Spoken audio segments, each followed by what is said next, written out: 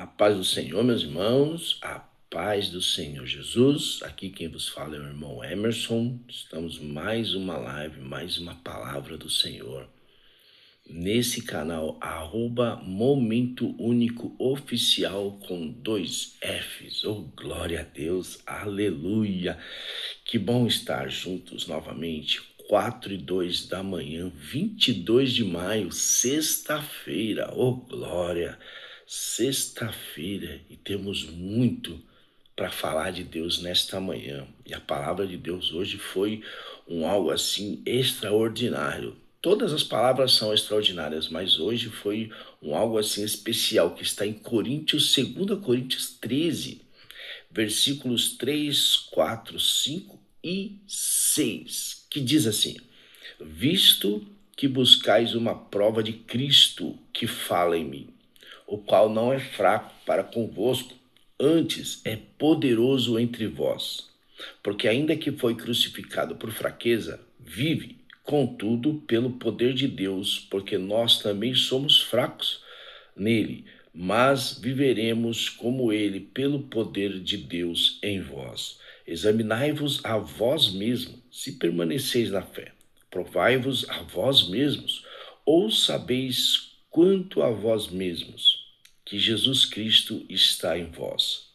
Se não é que estáis reprovados, mas espero que entendereis que vós não somos reprovados.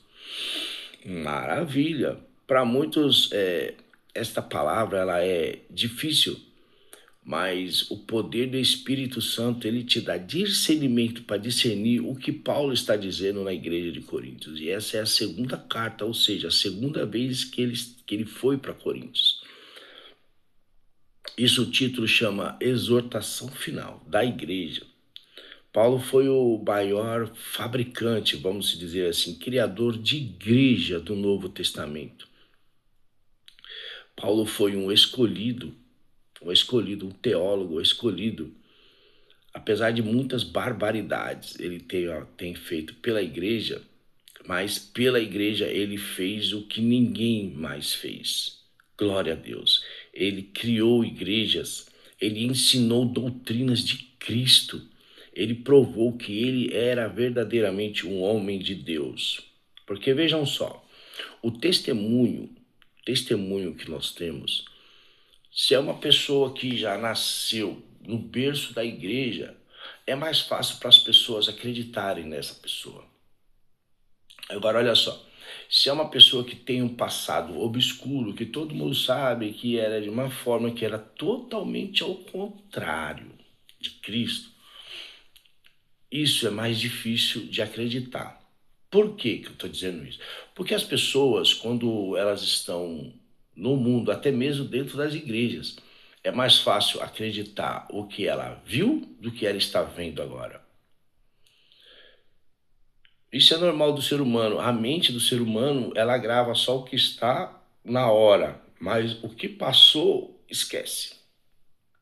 Então, é por isso que nós devemos analisar as escrituras e como Paulo diz, nós temos que ter a mente de Cristo, porque a mente de Cristo, ela não esquece. Igual Paulo diz aqui, visto que buscais uma prova de Cristo, que fala em mim, o qual não é fraco para convosco, antes é poderoso entre vós. Então, o que nós estamos dizendo aqui? Se nós pegarmos esse texto, ele está dizendo que aos próprios coríntios, a própria igreja de Coríntios, eles duvidavam da santidade, eles duvidavam do homem de Deus que Paulo é. Mas Paulo está dizendo, vocês acham que Cristo não está em mim? Veja as minhas obras. Veja o que eu falo. É por isso, meus irmãos, é por isso que nós temos que falar num algo sério agora. Nós temos que orar para ter discernimento de espírito, ou seja, como a palavra diz,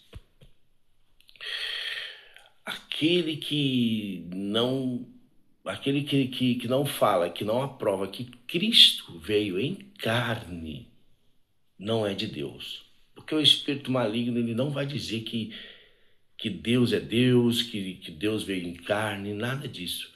Mas quando a pessoa ela está pregando a palavra de Deus, nós temos que ter discernimento para saber o que ela diz se é verdade.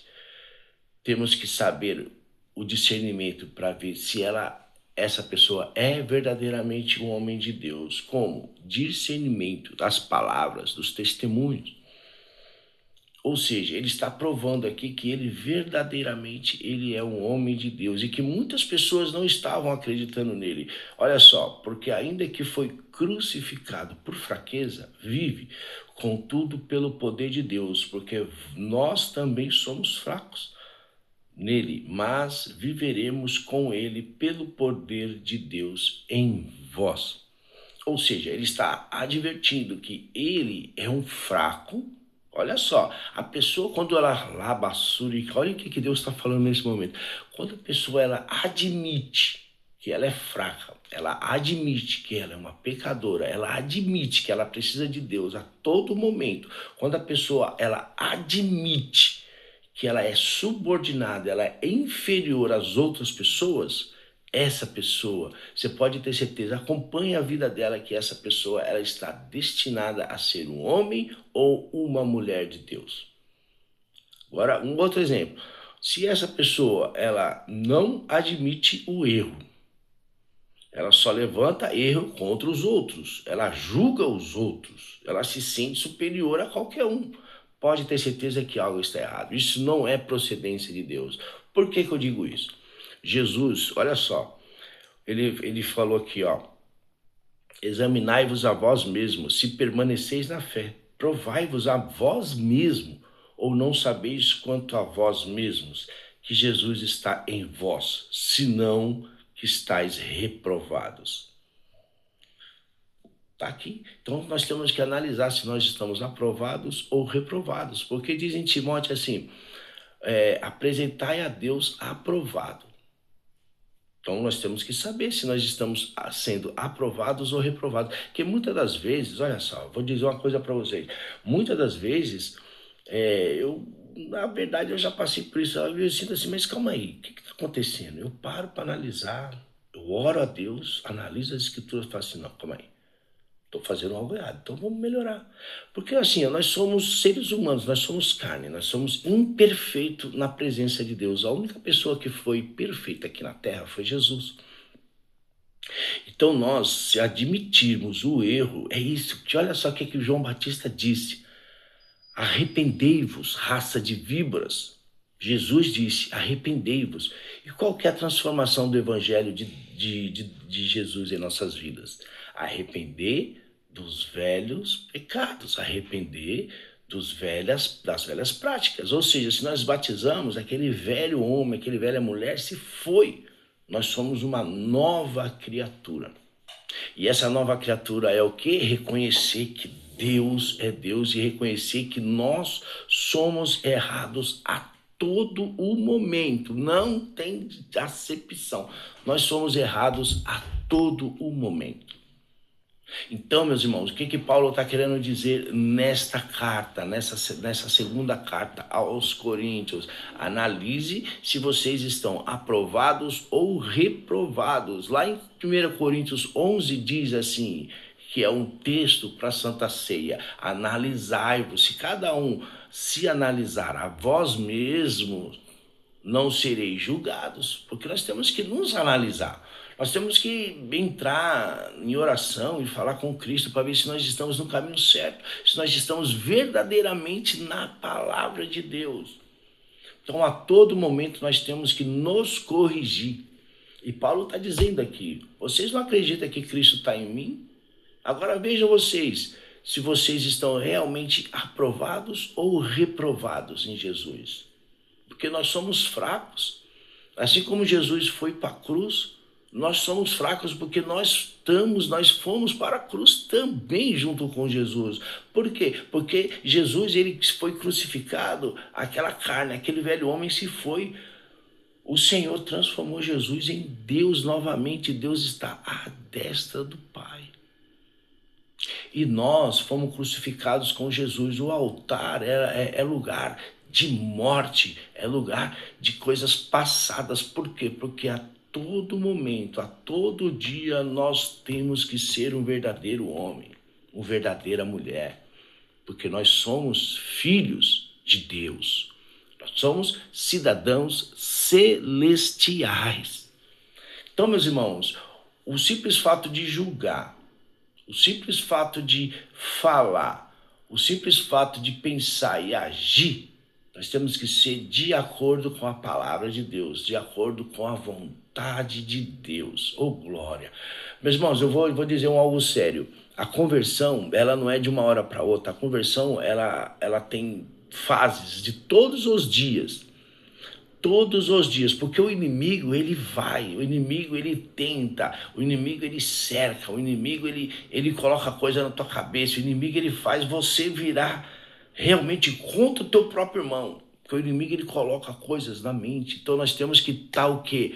Preparados para a guerra. É por isso que outro dia nós vamos fazer um estudo em Efésios 4, Efésios 10 diz as armaduras de Deus. Olha só, nós temos que pôr o capacete da salvação. Por quê? Porque nós blindamos a nossa mente com a palavra, o inimigo ele não consegue entrar na nossa mente e nos fazer capaz, nos fazer escravo, nos fazer acreditar que nós somos, que nós conseguimos, que nós não podemos sofrer, que nós somos isso, somos aquilo, nós não somos nada. Nós temos que aprender que nós não somos nada. Nós somos, como diz Isaías, nós somos trapo de imundície. E pela misericórdia do Senhor que nós estamos aqui nesse momento, que este servo que vos fala está aqui e vocês estão aí ouvindo esta palavra, porque nós não somos nada. Aquele que se julga ser alguma coisa, esse alguém não é de Deus, porque Deus ele não admite nós sermos alguma coisa, nós somos dependentes de Deus, somente dependentes de Deus, porque Deus é que comanda a nossa vida. Só quem pode e quem faz é Deus. Eita! E nós devemos nos regozijar disso. Por quê? Porque Deus nos fez imagem e semelhança. Nós não nascemos sozinhos, nós fomos criados. Nós somos criação de Cristo. Como Paulo diz, nós devemos andar igual a Cristo. Agora você imagina a caminhada que Paulo teve para ele chegar nesse entendimento, porque o Espírito Santo de Deus estava sobre ele, assim como estava sobre Jesus em Isaías 61.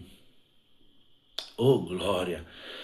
E Mateus também, quando Jesus entrou na sinagoga, ele pegou um livro, deram um livro de Isaías para ele ler, e ele leu: o Espírito de Deus está sobre mim para pregoar a verdade, libertar os cativos. Olha só, libertar os cativos.